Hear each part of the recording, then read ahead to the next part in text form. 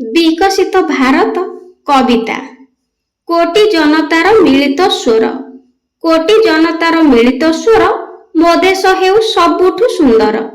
जाति धर्मभेद रहिब नहीं जाति धर्मभेद रहिब नहीं भाई भौणी परि चलिबा पाई।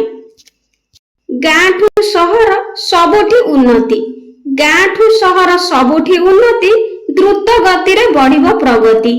आत्मनिर्भरशील हेब प्रतिटी नर आत्मनिर्भरशील हेब प्रतिटी नर समृद्ध हेब आमरी घर।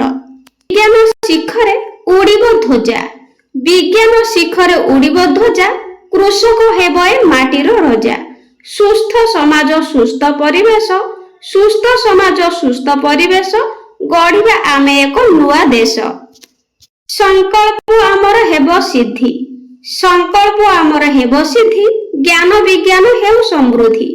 शक्तिशाली हेउ मो भारत वर्ष शक्तिशाली हेउ मो भारत वर्ष आनी देउ सभिंक मने हर्ष।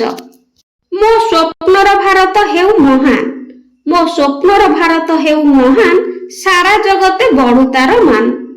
अहिंसा पथे चालिबा आमे अहिंसा पथे चालिबा आमे स्वर्ग समान हेउ एही भूमि।